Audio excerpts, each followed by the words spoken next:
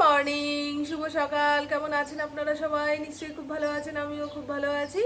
আজ হলো বৃহস্পতিবার, ঘড়ির কাঁটা 11টার ঘরে। ইন্দ্র খেয়ে দিয়ে সবে বেরোলো। আজকে ছাতু মুড়ি খেতে হয়েছে, কারণ ঘরে যে আম রয়েছে সেগুলো শক্ত, কবে পাকবে কে জানে। আর পাকা আম ছাড়া ওই চটকে খাওয়া যায় না। আর ঘরদোর অগোছালো, বুঝেছেন। আজকে ঘর মুছতে পারিনি, ঘুম থেকে উঠতে দেরি হয়েছে। ঝটপট করে ঘরটা ঝাড় দিয়ে ইন্দ্রকে খাইয়ে দাইয়ে টাটা বাই বাই বললাম। পুপু চা বানিয়ে খাওয়ালো। এবারে দুপুরে রান্না বান্না করি। কি রান্না করব বুঝতে পারছি না। মাছ আছে, কিন্তু মাছের প্রতি প্রবল অনীহা সবার। আষ্টে গন্ধ লাগছে, ওষুধের গন্ধ পাচ্ছে। কি করবো বলুন তো। আর এই গরমে মাছ পেঁয়াজ রসুন দিয়ে রান্না করলে গুরুপাক হয়ে যায়, বুঝেছ। কালকে বৃষ্টি হলে এত, তাও সকাল থেকে পোড়া গরম, রান্নাঘরে দাঁড়ানো যাচ্ছে না। উপর ওই 2 কাপ চা বানাতে গিয়ে বলে, মা অস্থির হয়ে যাচ্ছি, তুমি কি করে রান্না করবে? আমাকে তো করতেই হবে, ওটাই তো আমার ডিউটি। আর ফড়িংকে যে কালকে বলটা এনে দিয়েছিলাম, কোথায় গেল আমার ফড়িং? সেই বলটা আস্ত রেখেছে, মানে বলটা ভালো। ইন্দ্র আম খেয়ে যেতে পারিনি তো কি হয়েছে? পাশের বাড়ির কাকিমা ওদের গাছের কলা দিয়েছিল, সেই কলা একটা খেয়ে গেছে। কলা সাইজ দেখেছেন, একটা খেলেই পেট ভরে যাবে। আর আম দেখুন, শক্ত। ওই কাঁচা আম গাছ থেকে পেড়ে নিয়েই বেঁচেছে।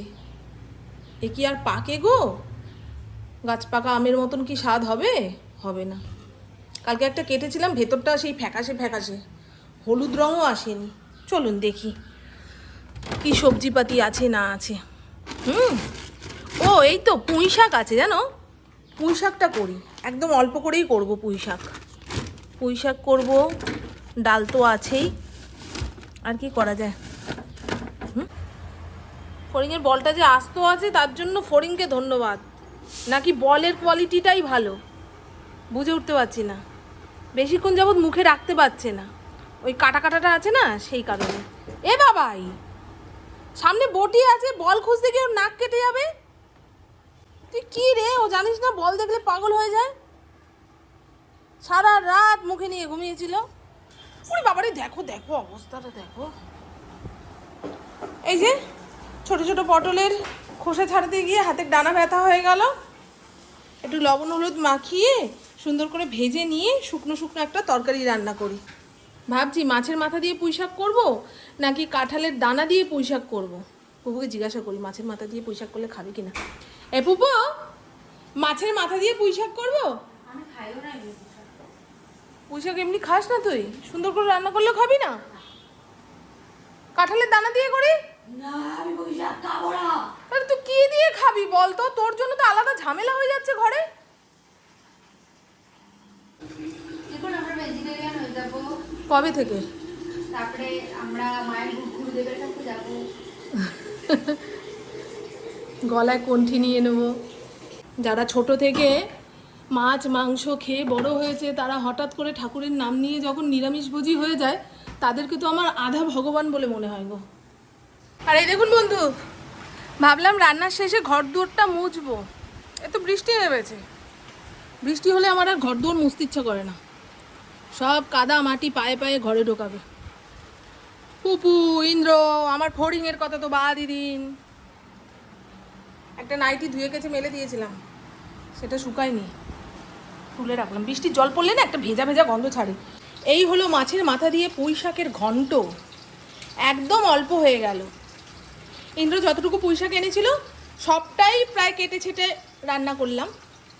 ঠিকই আছে, বেশি হাবড়ে জাবড়ে রান্না করলে না তরকারির স্বাদ আসে না। ঠিক আছে বন্ধু, একটু বেগুন পড়লে ল্যাটা প্যাটা হতো, কোনো সমস্যা নেই। ভেজাল মিশিয়ে দিলাম, মানে আটার গুঁড়ি গায়ে গায়ে হয়ে গেছে। পড়াশোনা না করলেও বইটা মুখের সামনে খুলে বসে থাকতো, মাকে দেখাতো কত পড়ছি। কোনো কাজবাজ করার কথা বললে সাবধান। পরীক্ষা শেষ হয়ে গেছে, এখন ভাল লাগছে না তো? ভাল লাগছে না। আমার কুরকুরে চিপস এগুলো খেতে খুব ভালো লাগে জানেন। তবে কারোর হাতে প্যাকেট থাকবে, সেখান থেকে থাবা দিয়ে খাবো, তখন টেস্ট লাগে। আমাকে গোটা প্যাকেটটা হাতে ধরিয়ে দিলে আমি খেতে পারবো না, ভালো লাগবে না। সারা জীবন এই বাচ্চাদের খাবারগুলো কেড়ে খাওয়ার মধ্যে আলাদাই সুখ পাই আমি। আমার প্রভুকে ছোটোবেলায় ম্যাগি বানিয়ে দিতাম, সেখান থেকে 1 চামচ 2 চামচ খেতাম, ও কী স্বাদ। কিন্তু এখন আমি নিজের জন্য যদি বানিয়ে নিয়ে বসি, যদিও কখনো বানাই না নিজের জন্য ম্যাগি ট্যাগি, কিন্তু যদি বানিয়ে বসি স্বাদ পাই না। কিছু কিছু জিনিস আছে দেখবেন কেড়ে খাওয়ার মধ্যে, ছিনিয়ে খাওয়ার মধ্যে আলাদা মজা, তাই না?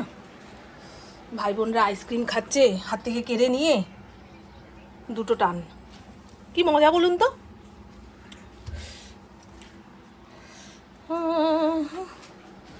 চতুর্দিকে পাখা চলছে, চতুর্দিকে। এই বলটা পাশে পড়ে রয়েছে কেন?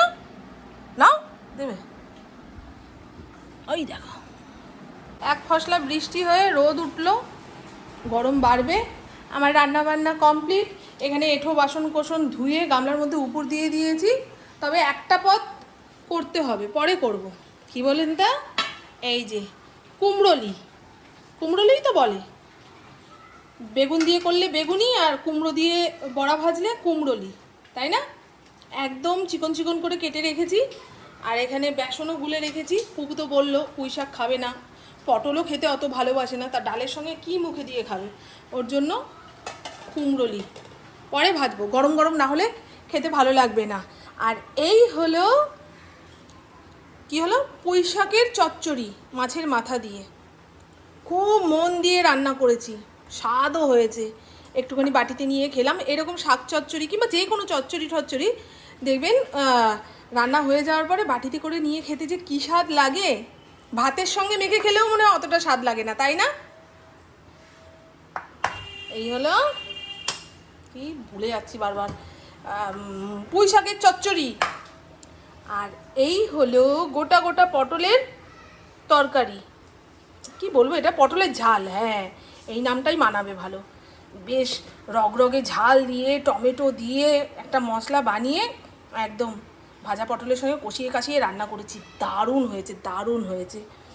গোটা গোটা পটলের পোস্তর থেকেও যেন এটা খেতে ভালো হয়। এর আগের দিন করেছিলাম, একটু দই দিয়েছিলাম, তবে দই রান্নার মধ্যে ব্যবহার করলে গুরুপাক হয়ে যায় জিনিসটা, ওই জন্য দই দিইনি, টমেটো দিয়ে কাজ সেরে নিয়েছি। আর এই হলো গতকাল না তার আগের দিনের ডাল, ফ্রিজে ছিল, গরম করেছি। চাল কুমড়ো উচ্ছে দিয়ে তিতার ডাল। আমার ইদানিং চাল কুমড়ো খেতে খুব ভালো লাগছে, খুব ভালো লাগছে। একদিনে একটা গোটা চাল কুমড়ো রেঁধে খেতে পাচ্ছি না, মনে হচ্ছে আজকে খেয়ে নিলে তো কালকে আর পাবো না। শেষ হয়ে গেলে কি ইন্দ্র আর এনে দেবে? বাজারে কি সবসময় পাওয়া যাবে? এই সমস্ত হচ্ছে, মানে চাল কুমড়ো কতটা ভালো খাচ্ছি সেটাই বললাম। চাল কুমড়ো দিয়ে ঘন্ট, চিংড়ি মাছ দিয়ে চাল কুমড়ো দিয়ে ঘন্ট, মুগ ডাল দিয়ে চাল কুমড়োর ঘন্ট, তারপরে ডালের মধ্যে চাল কুমড়ো। দারুণ খাচ্ছি, দারুণ খাচ্ছি। গ্যাস ওভেনটা মুছতে পারলাম না, পুরো গরম হয়ে রয়েছে। এখন মুছতে গেলেই আমি ছ্যাঁকা খাবো। আর তারপরে ওই বড়াটা ভাজবো না, মানে কুমড়োলি ভাজবো, বেসন টেসন পড়বে, সেই জন্য আরও মুছলাম না। বোঝা গেল বন্ধু? ঘর অন্ধকার হয়ে গেছে, চলো। মারাত্মক হাঁপিয়ে গেছি আজকে এইটুকু রান্না করতে গিয়ে। এই দেখো, দেখেছো কথার তালে তালে আমি তো তরকারি ঢাকতেই ভুলে গেলাম। হ্যাঁ গো, মনের ভুলে তরকারি না ঢেকে যদি চলে যেতাম, ইন্দ্র এসে যদি দেখতো, না খেয়ে শুকিয়ে থাকবে, তাও ঢাকা তরকারি খাবে না। 2 মিনিটের জন্য যদি বলি যে গরম ভাবটা বেরিয়ে যাক তারপরে আমি ঢাকবো, ও সব তো চলবে না। এক্ষুনি মানে এক্ষুনি 2 মিনিটে বিষক্রিয়া হয়ে যাবে। হ্যাঁ স্যার, পুরো অন্ধকার ঘরটা। মারাত্মক ঘাম দিচ্ছে আমার। এরকম ঘেমো প্যাচে প্যাচে গরম সহ্য করা যায় না। আমাদের এইখানকার থেকে অনেক দেশের গরম এত বেশি, সেখানকার মানুষ বলে বাবা আমাদের মতন পোড়া গরম হলে তোমরা কি করতে? আরে ভাই, তোমাদের পোড়া গরম আর আমাদের ঘেমও গরম। ঘাম দিলে শরীরের অর্ধেক এনার্জি বেরিয়ে যায়। ঠিক আছে, কথাও আউড়ে যাচ্ছে। কোনকে এখানে খেতে দিয়েছি, ঠিক আছে, কত ভাত ছড়িয়েছে। এবারে বাকি ভাতটুকু কাকে এসে খাবে। এক্ষুনি দেখুন কাকের মেলা বসবে, বৃষ্টিটা থামুক। এই দেখুন, ঠিক আছে, এই কাকটা এসে প্রত্যেক দিন ফড়িংয়ের পাতে যেটুকু ভাত থাকে খুঁটে খুঁটে খেয়ে যায়। আজকে মানুষজন শান্তি মতো রাস্তাঘাটে চলাফেরা করতে পারছে, রোদ্দুর ওঠেনি, সেরকম গরম নেই, নাহলে পরের দিন সব যেন পুড়িয়ে দিচ্ছিল, তাই না? আজকে আমার অনেক কাজ রয়েছে, সে কথা ভাবলেই ভয় পাচ্ছি। ইন্দ্রর সঙ্গে বেরোতে হবে যেন রোদ্দুরটা না ওঠে। অফিসের কিছু কাজকর্ম আছে যেগুলো আমি না গেলে হবে না, বুঝলি? চলুন। ফেরার পথে একটা ব্রাউন ব্রেড নিয়ে আসলাম। পুপু উঠলে যদি চা খাই তো ব্রেড টোস্ট বানাবো, তাহলে পেটে কিছুক্ষণ থাকবে। আর রাতে মৌরি মিশ্রির জল ভিজিয়ে রেখেছিলাম। কদিন শুলেই দেখি ঘুম আসে না, বায়ু চড়া টাইপের হয়ে গেছে। ঘুম আস্তে আস্তে কত রাত্রির হয়ে যাচ্ছে, আবার সকালে ওঠার তাড়া। বুঝলেন, ঘুমটাই হচ্ছে সবচেয়ে বড় মহাজন। ওটা ঠিকঠাক থাকলে দুনিয়ার সব কিছু ঠিক। এটা এখন ছেঁকে এক গ্লাস আমি খাবো আর পুপুর জন্য রাখবো। কী রে বাবা, আমার এই টেবিল ক্লথটা পাল্টাবো বলে এনে রেখেছি একটা নতুন, পাল্টানো আর হচ্ছে না। আর পেট ঠান্ডা রাখার জন্য কতিলা, এই কতিলার অর্ধেক আমি খাবো, অর্ধেক ইন্দ্রকে দেব, বুঝেছেন? চলেন দেখিয়ে দিলাম খালি পেটে কী জড়িবুটি খাবো। আজকে আবার সন্ধ্যের সময় ব্যায়ামে যেতে হবে, তবে দেরি করে যাব, 6:30 পৌনে 7টা নাগাদ গেলেই হবে।